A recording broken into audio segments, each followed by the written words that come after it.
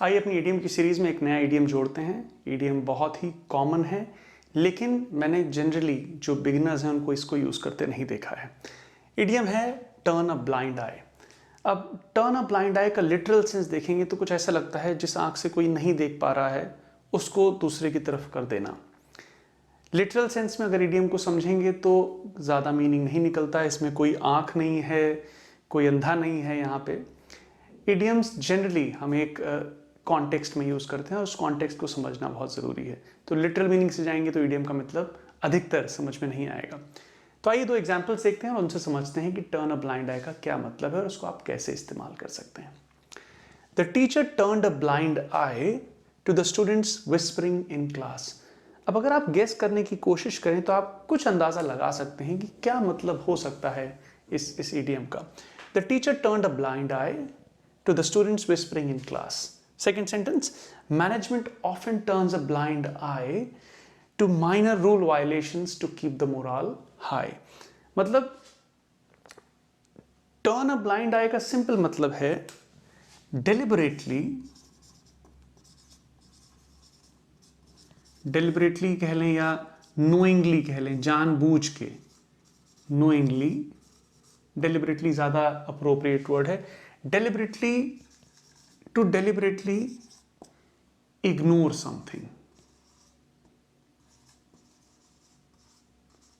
Ignore something. और ये something जो है ये generally something wrong होगी, तभी तो आप इग्नोर कर रहे हैं। सही चीज़ को थोड़ी इग्नोर किया जाएगा।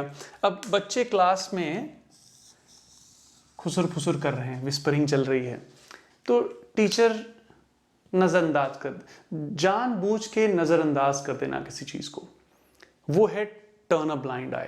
जानते हुए इग्नोर करना कि चलो छोड़ो, बच्चे हैं, थोड़ा बात कर रहे हैं अपना क्लास में। ज़्यादा अगर होने लगेगा तो हो सकता है टीचर को भी इंटरप्ट करना पड़े, लेकिन जब तक टीचर को लग रहा है चीज़ें कंट्रोल में हैं, the teacher turned a blind eye, मतलब उसको पता है कि ये चल रही है खुसुर फुसुर, लेकिन कहा छोड़ यार। अब हर बार अगर टीचर यही करता रहेगा तो फिर काम नहीं हो पाता क्लास में।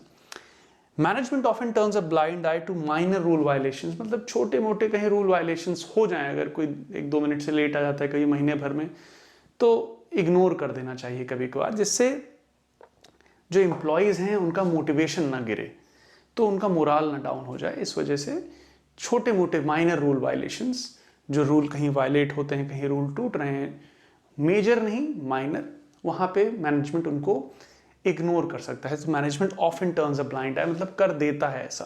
तो सिंपल सा है, लेकिन अधिकतर यूज़ करना सब लोग नहीं मैंने देखा करते हैं।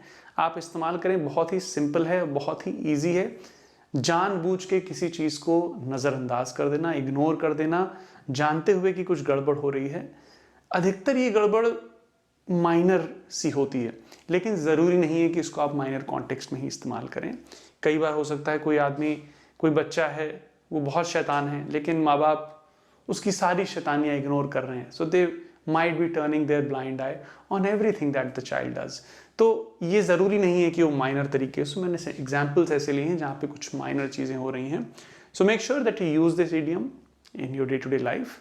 Any explanation that you want from me, please let me know in the comments. I hope it helps you. Take care.